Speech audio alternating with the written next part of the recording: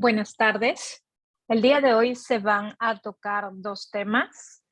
Uno pequeño, que es infecciones de las vías respiratorias altas y bajas, y el último tema del sílabus, que es tromboembolismo pulmonar. Empezamos con infecciones de las vías respiratorias altas y bajas. Bueno, vamos a empezar con 4 entidades muy comunes, pero bastante manejables tanto por el médico general, el médico internista, el médico neumólogo y que debemos conocer. Primero, la faringitis. ¿Qué cosa es la faringitis? La faringitis es la inflamación de la mucosa de la faringe. El 80% de los casos son infecciones virales. También puede haber un porcentaje de cuadros no infecciosos, pero que se deben a exposición a humo de tabaco, aire frío, aire seco, cambio de temperatura, etc. Los síntomas son dolor de garganta, fiebre, tos, malestar general y cefalea. Y a la cabeza siempre va a estar el dolor faríngeo, que puede evitar, por ejemplo, que se consuma los alimentos de forma correcta por la odinofagia. Y la fiebre, a pesar de que puede estar presente, no quiere sugerir que haya una infección bacteriana. La duración de los síntomas son de 2 a 7 días. Y bueno, el tratamiento es principalmente sintomático, es decir, si hay dolor de garganta, fiebre, tos o malestar general y cefalea, tratar de paliar los síntomas.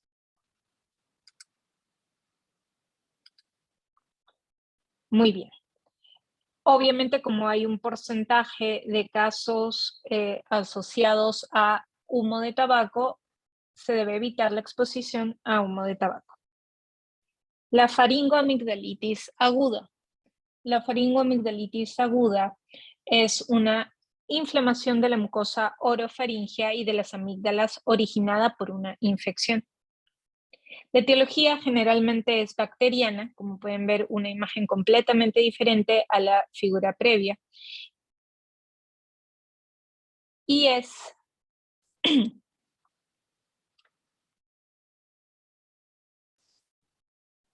Hola Luz, ¿cómo estás? Estoy haciendo la grabación de la teoría para que los demás puedan acceder, pero puedes acompañar. Ok, estábamos en el tema de faringoamigdalitis aguda, que es la inflamación de la mucosa orofaringea y de las amígdalas originada por una infección. Esta es una imagen característica de una faringoamigdalitis aguda cuya etiología principal es bacteriana, el estreptococo beta hemolítico del grupo A o el Streptococcus pyogenes en un 5 a 30%. Tiene un periodo de incubación de 2 a 5 días, ¿ya? Y la clínica se caracteriza en primer lugar por fiebre alta, dolor faríngeo, ganglios cervicales dolorosos o adenopatía, cefalea, incluso otros síntomas como vómitos o dolor abdominal. El tratamiento es muy simple, como la causa es principalmente bacteriana en este contexto, el tratamiento es antibiótico que me va a ayudar no solamente al manejo etiológico, sino también a acelerar la resolución de los síntomas, reducir el tiempo de contagio y prevenir las complicaciones supurativas locales. Esto en comparación a lo que es la faringitis aguda, que el 80% de los cuadros es virales y que su tratamiento es principalmente sintomáticos y evitar factores agravantes.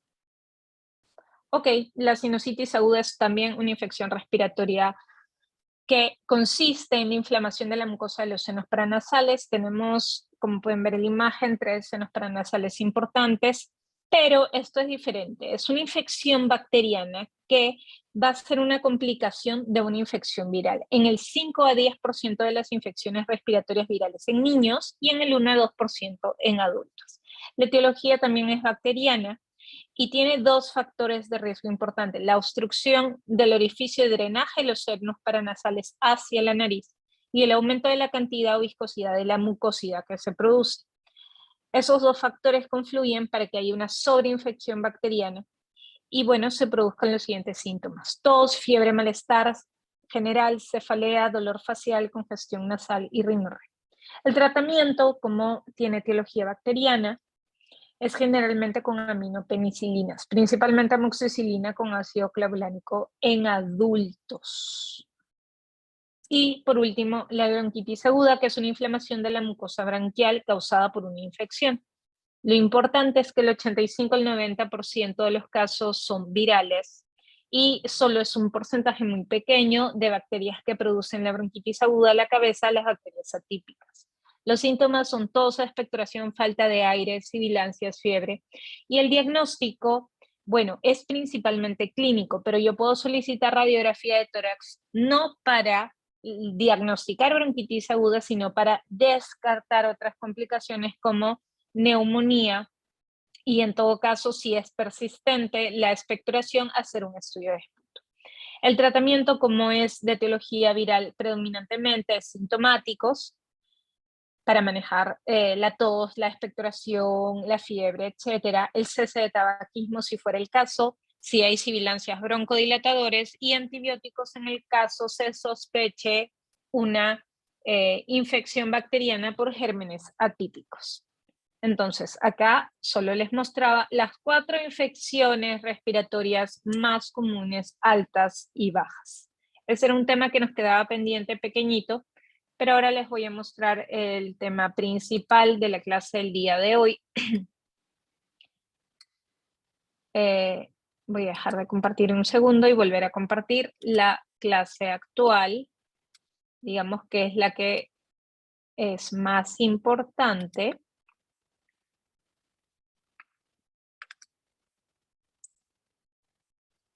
Permítanme un segundo. Vamos a compartir la pantalla. Ok. Voy a ampliar para que se puedan ver mucho mejor las figuras. Y bueno, el día de hoy íbamos a hacer el tema de la clase 9, pero les voy a poner un casito clínico a manera de introducción. Este es el caso clínico de una mujer de 61 años, natural y procedente de Lambayeque, ama de casa casada, que tiene antecedente de obesidad con un índice de masa corporal de 32. O sea, es una obesidad tipo 1.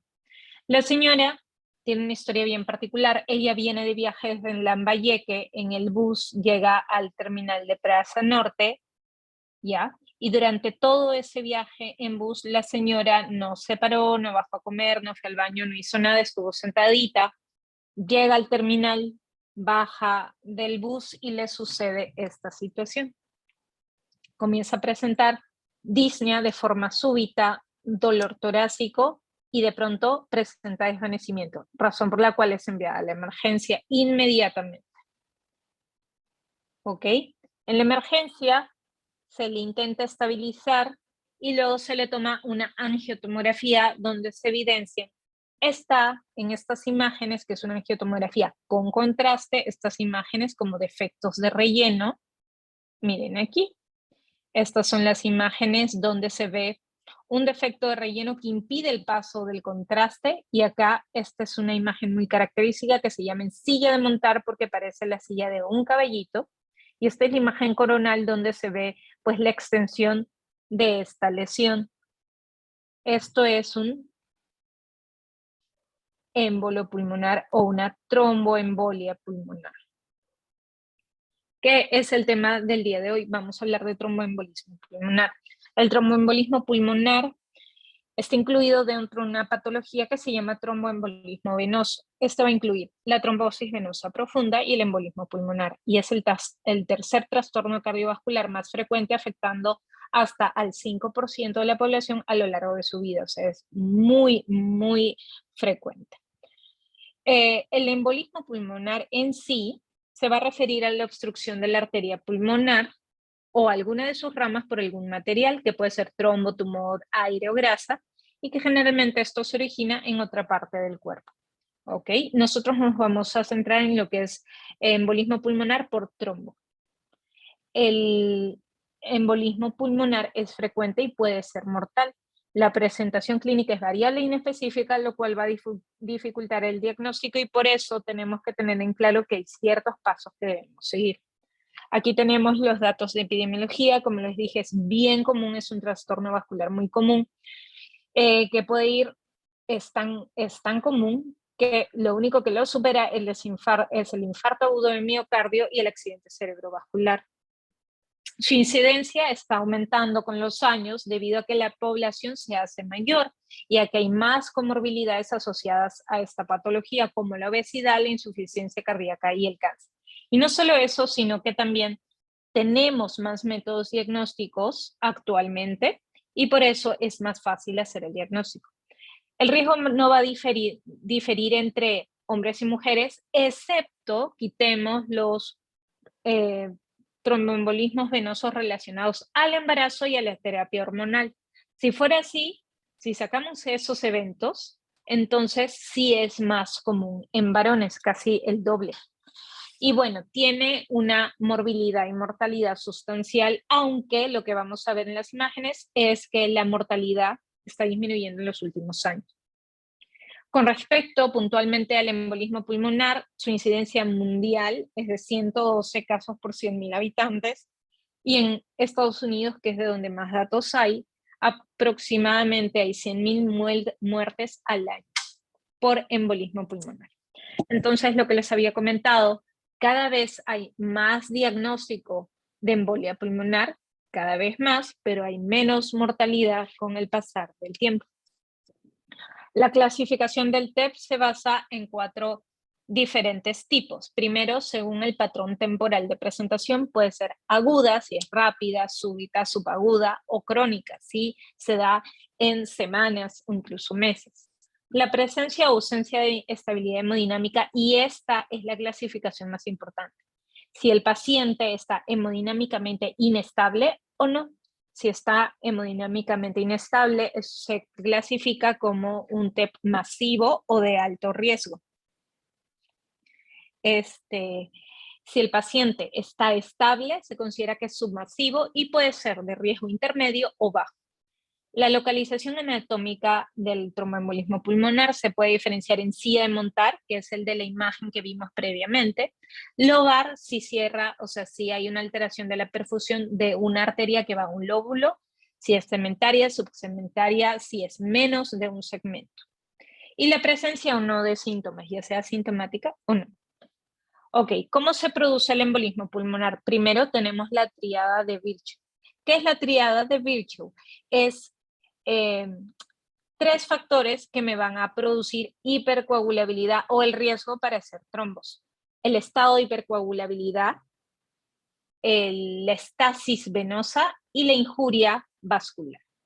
Generalmente, la patogénesis empieza fuera de lo que es el pulmón y el corazón.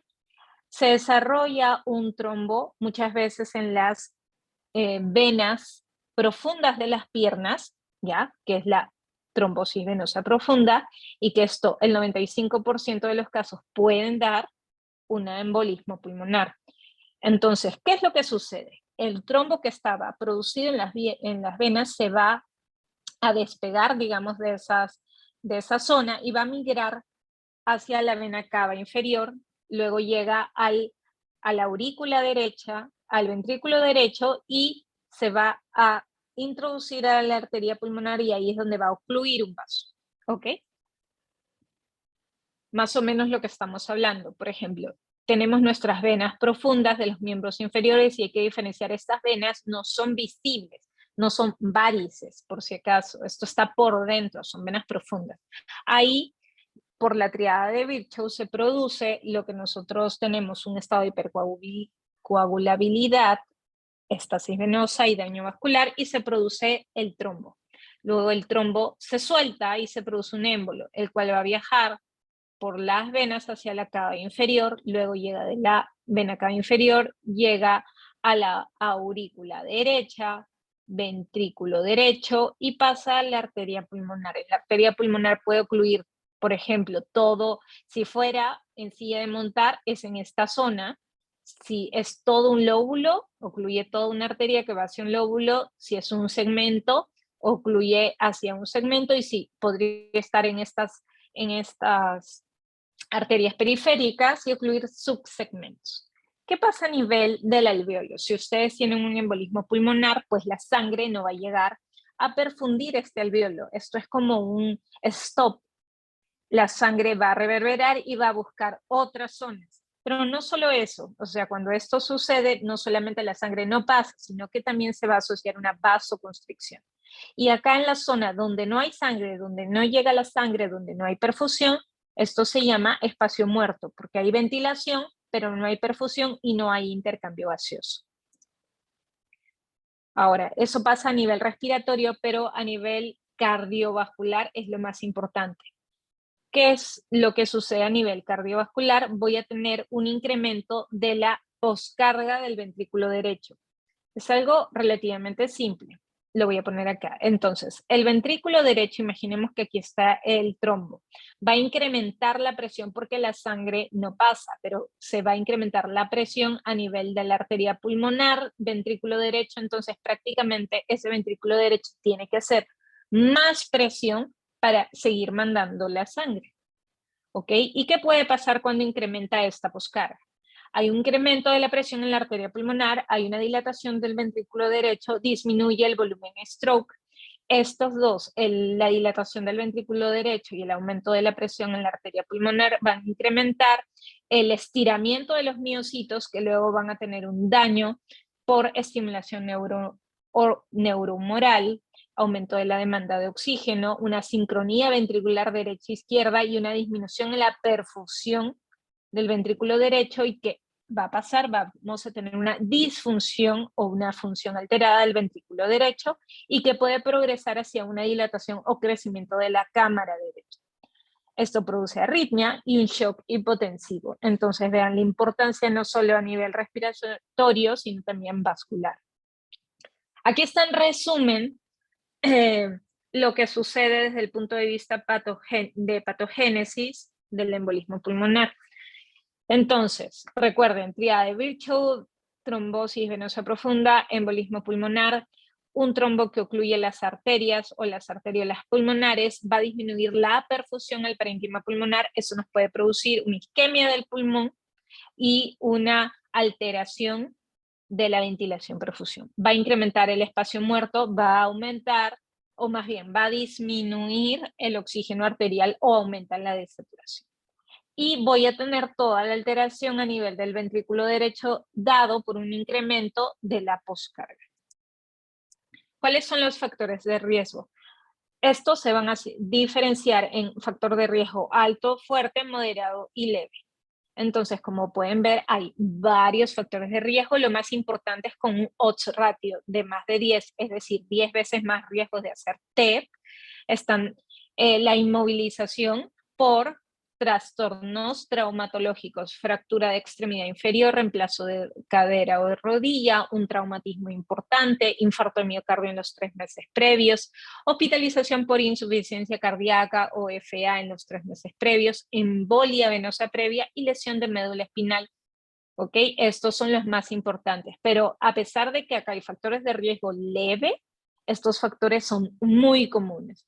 Reposo en cama más de 3 días, diabetes mellitus, hipertensión, inamovilidad por estar sentado, por ejemplo, un viaje largo, aumento de la edad, cirugía laparoscópica, obesidad, embarazo y venas varicosas. Dentro del riesgo intermedio, probablemente el más importante es el puerperio, ¿ya?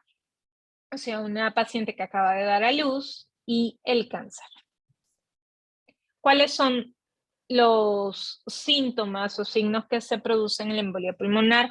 Pues son muy diversos y comunes. Podemos tener pérdida de la conciencia, tos, hemoptisis, disnea, sibilancias, dolor torácico, incluso dolor en miembros inferiores. Pero acá pueden ver los más frecuentes. Disnea, dolor torácico, tos y hemoptisis, pues son los más frecuentes, pero siempre disnea en la cabeza. Y en signos a la cabeza, la taquicardia. Muy bien. Una vez que yo tengo un paciente con una clínica sugerente de un TEP, lo segundo que yo tengo que hacer es hacer una escala de predicción. Tengo que valorar si puede o no puede ser un TEP antes de hacerle las pruebas diagnósticas. Para eso usamos 2 escalas de predicción, que es la escala de predicción de Wells, que es más conocida, y la de Ginebra. Entonces, a través de los años, tenemos el desarrollo de varias escalas y la actualización de las escalas anteriores o previas. Y bueno, En la última guía publicada en el año 2020 del European Heart Journal, ya tengo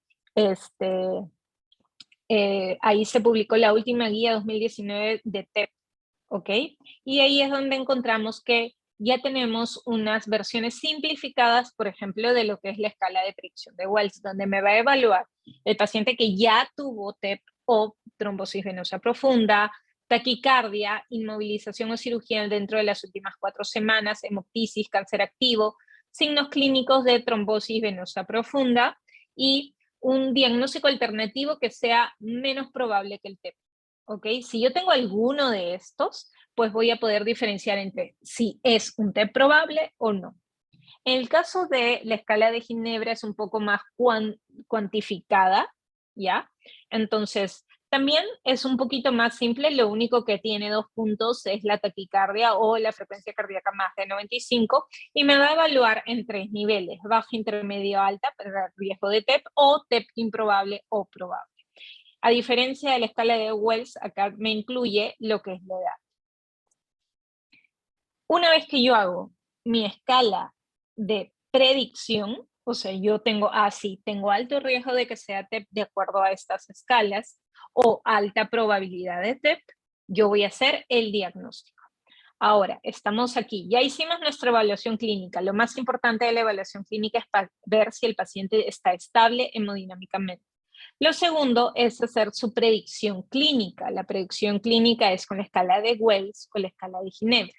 Y en tercer lugar ya vienen los exámenes diagnósticos que vamos a ver en un momento, que son el dímero D, los estudios de imágenes y la ecocardiografía. El dímero D es una prueba en sangre. Es una prueba que se va a tomar en pacientes que tienen riesgo bajo, ¿ya? O intermedio de TEP. Entonces, no es en pacientes que tienen riesgo alto de TEP o que tienen inestabilidad hemodinámica, porque ahí lo más importante es estabilizar al paciente y hacer otro tipo de pruebas. El dímero D es, recuerden esto, para pacientes con una probabilidad clínica baja o intermedia. ¿Y qué cosa es el dímero D? Pues resulta que de forma fisiológica, cuando se activa la coagulación y se forma un trombo y se genera fibrina entrecruzada, se conduce al mismo tiempo a la activación de la fibrinólisis. Entonces, el dímero D es un producto de degradación de la fibrinólisis de la fibrina. O sea, así como se comienza a producir fibrina, se comienza a destruir. Y este producto de degradación de la fibrina está incrementado en pacientes con tromboembolismo venoso agudo y otros trastornos no trombóticos, como por ejemplo cáncer, poscirugía, etc. Es importante tener en cuenta que el dímero D tiene valor predictivo negativo en los pacientes con baja probabilidad o riesgo intermedio de TEP. Es decir, me sirve si es negativo, como descarte. Luego los estudios de imágenes, aquí están los 4 más importantes: la angiotomografía, que es la piedra angular del diagnóstico, la gammagrafía, ventilación, perfusión planar, la gammagrafía SPECT, ventilación, perfusión. Estos 2 son estudios de medicina nuclear que se utilizan también para diagnóstico de TEP, y la arteriografía pulmonar, que es un estudio histórico y ya no se utiliza actualmente. Lo más importante es la angiotomografía. Tiene varios factores a su favor, que es un estudio muy disponible, si bien es cierto, en nuestro país tal vez no está tan disponible en todos los centros, pero es fácil conseguir. Tiene una buena precisión, está validada por muchos estudios, tiene un bajo porcentaje de resultados no concluyentes y tal vez lo más importante, que aparte de TEP me puede descartar otras cosas más porque es una tomografía donde también puedo ver el parénquima. La desventaja a la cabeza es la radiación y la exposición al contraste iodado, que lo hace de riesgo para pacientes con compromiso renal y pacientes con alergia a yodo. ¿Ok? Entonces, la gammagrafía es un estudio de medicina nuclear donde vamos a evaluar las zonas que están perfundidas versus las zonas que están ventiladas. Esto es un poco más difícil de conseguir y también es un poco más caro, pero me ayuda cuando yo no puedo exponer a radiación al paciente por alguna razón, cuando no le puedo dar contraste iodado porque tal vez está en falla renal, y también cuando la angiotomografía no ha sido concluyente. Entonces, en la angiotomografía se ve así. Para que sea un estudio, pues obviamente concluyente, yo tengo que usar una gran cantidad de contraste. Este es el cono de la arteria pulmonar, diferenciándose en rama derecha y rama izquierda. Como pueden ver, en rama derecha sigo aquí la arteria y de pronto tengo un stop con una lesión que se ve de otro color. Entonces, acá hay una zona donde se elimina la perfusión y es un defecto de llenado. O sea, no se llena totalmente el vaso, acá hay como un huequito. Bueno, es una zona que se ve más hipodensa. De la misma manera, aquí, y luego tengo un stop, ya no veo más irrigación. Aquí también, incluso acá se puede ver un signo bien característico que está ocupando todo el vaso. Y también lo veo en el lado izquierdo. Esto pues son tromboembolias bilaterales en ramas lobares. Y acá le pongo la importancia de usar contraste. En el lado A es una imagen sin contraste y en el lado B es una imagen con contraste. Entonces, en el lado A, si bien es cierto, yo podría decir, aquí tal vez hay algo, pero me queda la duda. Miren cuando usamos contraste, como hay un defecto de llenado y se ve claramente dibujado la embolia pulmonar. Esto es una imagen de gammagrafía, ventilación, perfusión. Es un estudio que tal vez parecería un poco difícil de entender, pero no lo es tanto.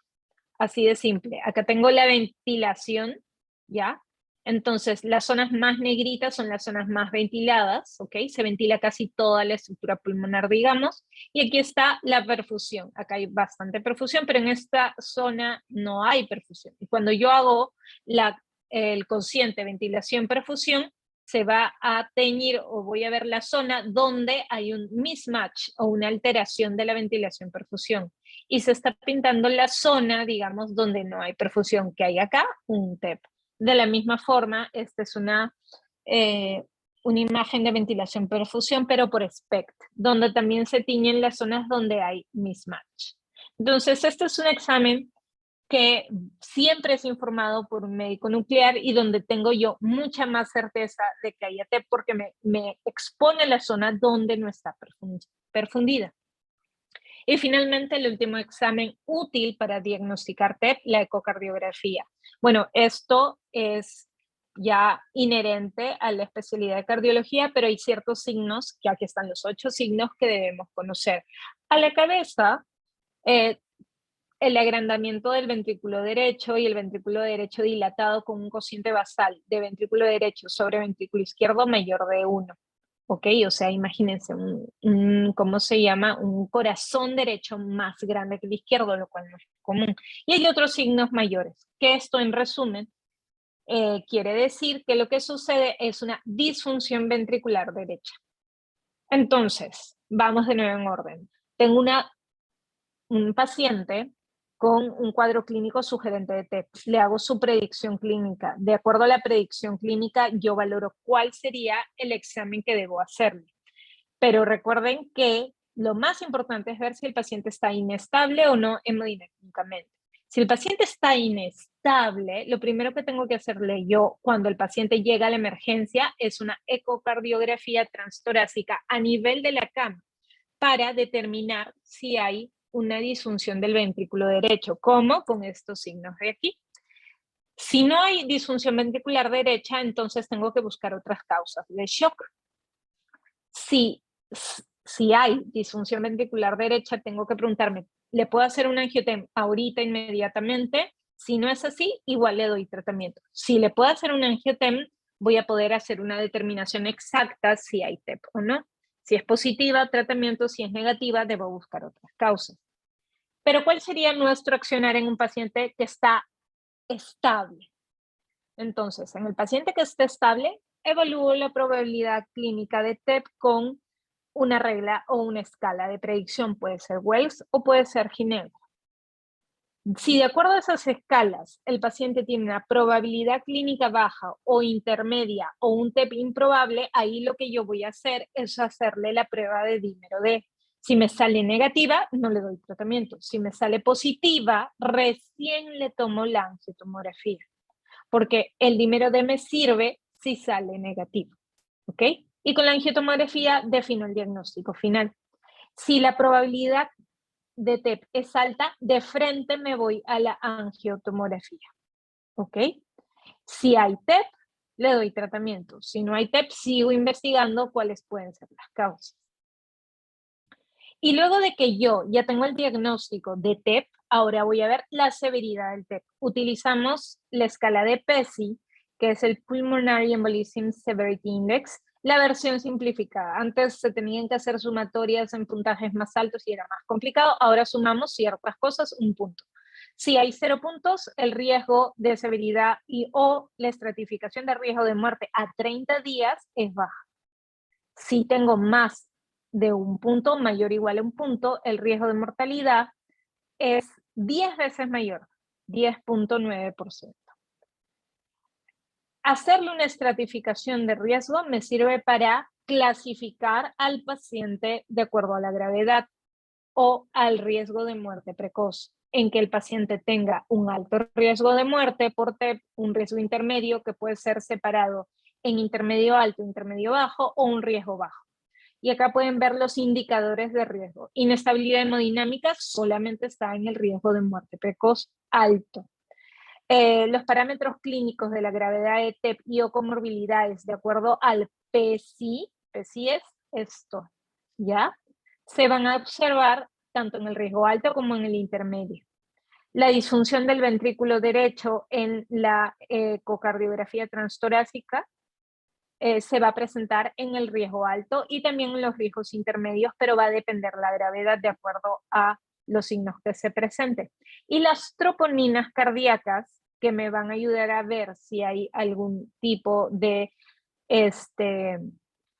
necrosis de células cardíacas del ventrículo derecho, yo voy a poderlo encontrar eso en pacientes con riesgo alto o riesgo intermedio alto. En el riesgo bajo ni siquiera se realiza.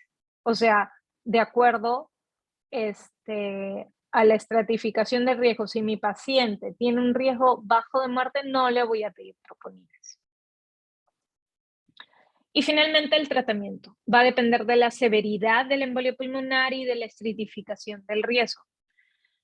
Y hay dos tratamientos básicos. El tratamiento de reperfusión, ¿qué significa esto? Romper el trombo, ¿ya?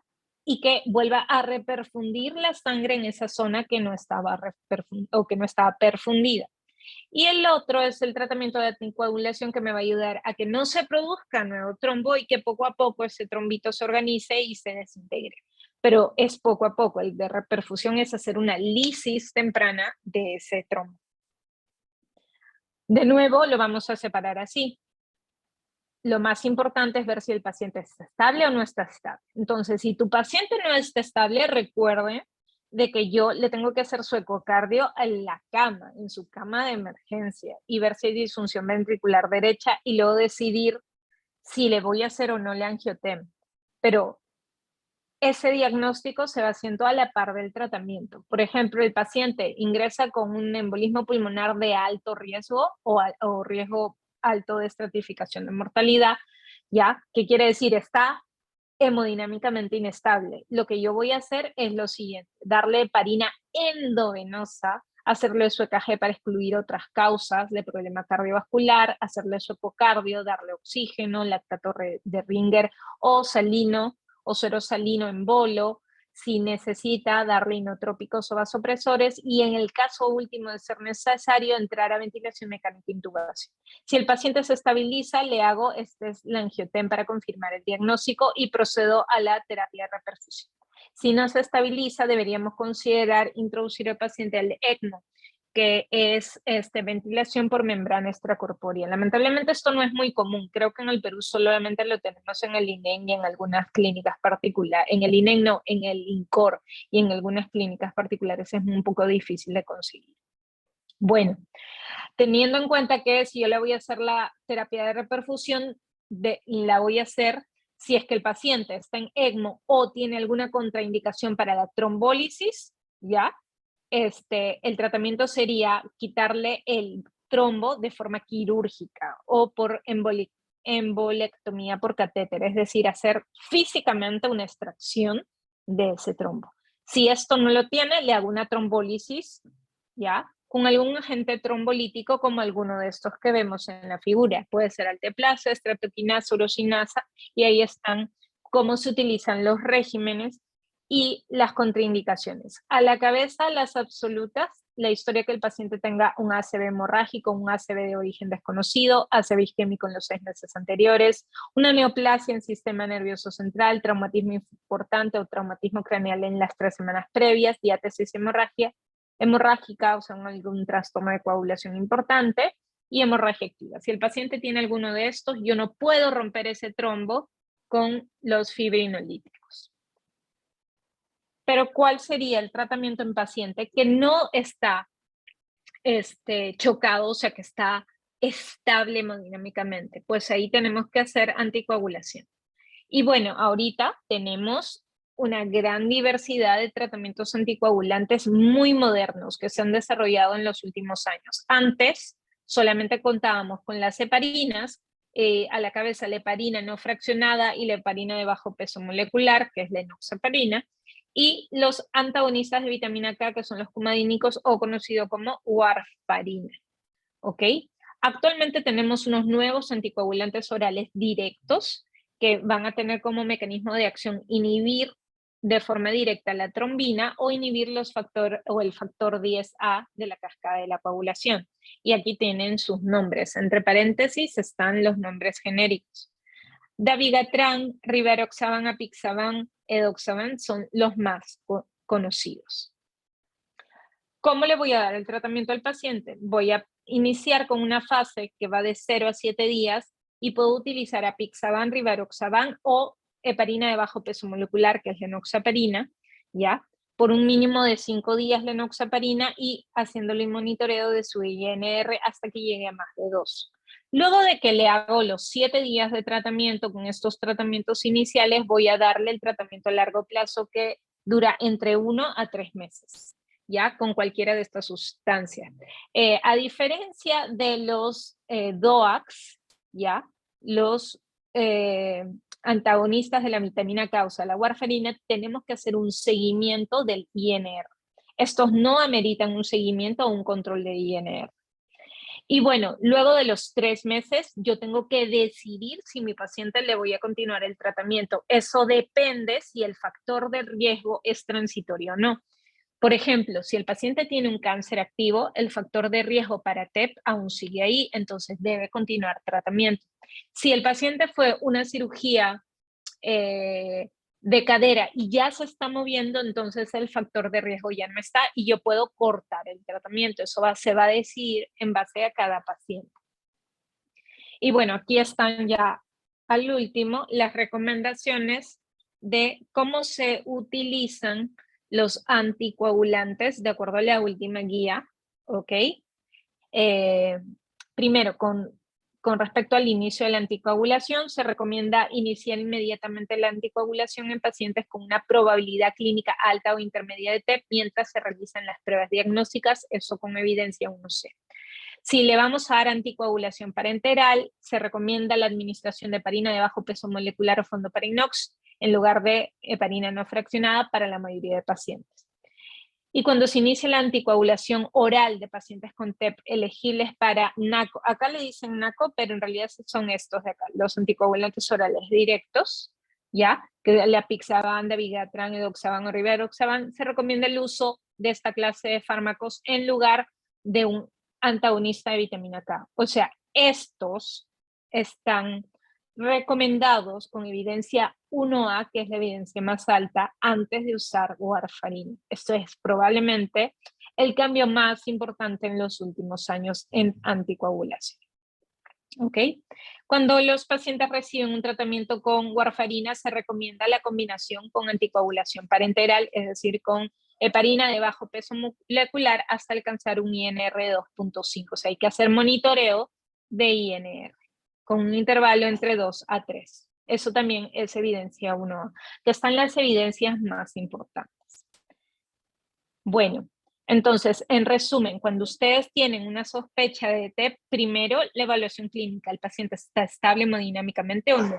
Si está inestable, voy a proceder a estabilizar primero antes que cualquier cosa. Si el paciente está estable, le hago su predicción clínica con escala de Wells, con escala de Ginebra, y luego de acuerdo a eso decido en qué riesgo puede estar, si es un alto riesgo de hacer TEP o no, y o alta probabilidad, no riesgo, alta probabilidad de hacer TEP o no, y decido cuál debería ser su examen diagnóstico ideal. Luego de que yo tengo el diagnóstico, gradúo la severidad. ¿Con qué? Con el PESI. Y una vez que yo tengo diagnóstico y severidad, decido el tratamiento. Entonces, en TEP, los pasos siempre son escalonados. Bueno, entonces, este es un tema un poquito complejo. Cuando se les pase la clase, se les va a pasar también la información o la literatura asociada. Voy a tratar de pasarles las guías, ya, para que la puedan tener y revisar cuando sea necesario. Muy bien, ¿tenemos alguna pregunta? Si no hay preguntas, muchachas, la clase está grabada desde el inicio. Y, y nada, les estoy compartiendo la bibliografía con Pedro en unos momentos, ¿ok? Muchísimas gracias por su atención.